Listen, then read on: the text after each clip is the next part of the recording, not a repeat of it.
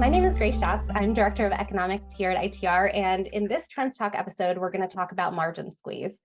Talked to so many businesses recently that are getting pressure from their customers to either flatten or lower prices, even when their costs are increasing over time. So I want to break down where that cost increase is coming from primarily, and then talk about a few strategies to combat the margin squeeze that my clients are experiencing. So let's start with the numbers. So the main thing that's still driving inflation and the thing that many businesses are worried about is the cost of employment. So the wages you have to pay your workers, the healthcare costs, and the taxes related to that. So when we look at an employment cost index for the overall economy, employment costs are up about 5.1% from last year. That is a huge number relative to what the norm is, which is somewhere more in the 2% range for the long-term average. Over that same period, we have commodity prices that are down largely year over year. So even though wages are up, the cost of raw materials is down over that period. So you may be having conversations with your customers or vendors about those lower commodity prices, and that may be driving some conversation about, wait, why shouldn't our prices be declining for our costs?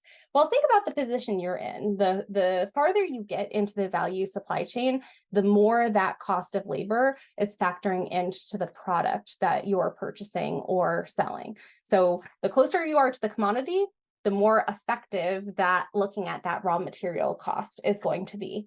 But the closer you are to the consumer or the end user, we have to factor in more and more of the value add, more human time that it takes to convert something from a raw material into something useful later in the process.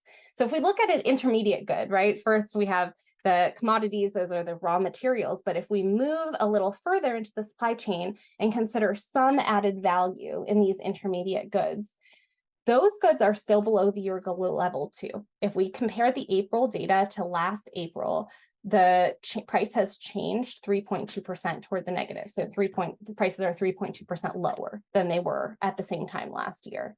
If we move even further through the supply chain and looked at finished goods, overall producer price index for finished goods is up 2.6% over that same period. So intermediate goods down 3.2%, finished goods up 2.6%. That is a really important difference. That delta between the growth that we're seeing in finished goods and the contraction that we're seeing in prices for intermediate goods, it's really driven by that wages component. So what can you do to make sure that you're getting the best use of the labor capacity you have? Think about scheduling systems or other technologies that will help you most efficiently use the labor that you do have.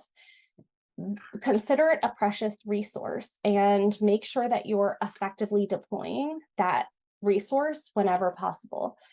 The labor resources you have should be devoted to segments of your business or end-use markets that are profitable. That's a phase C management objective we talk about. Lose the losers. Losers to us are segments of your business that aren't turning a profit. Make sure that you're focused on reducing the impact of those segments that aren't turning a profit and focusing your attention and efforts on those sections of the business that are. The other thing I wanted to mention to you is that you can be informed using the data. There is a lot of data available from the Bureau of Labor Statistics and forecasts available from ITR about where prices for certain markets are headed. So know what your prices are when you're going into these conversations, and make sure you understand what your competitive advantages are as a business. Why should somebody do business with you rather than your competitors within the marketplace? So you're not just competing on what that value is, but rather your clients understand why they should be paying a slightly higher price to work with you if that's what it comes down to. So really happy to have talked to you today about making sure you can protect your margins.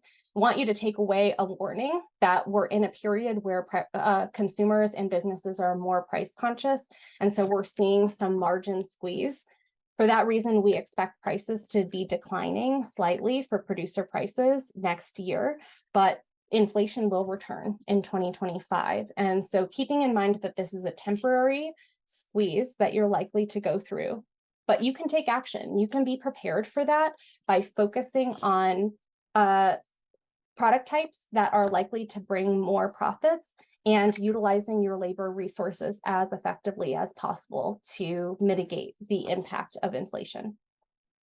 Thank you so much for joining me for this week's Trends Talk.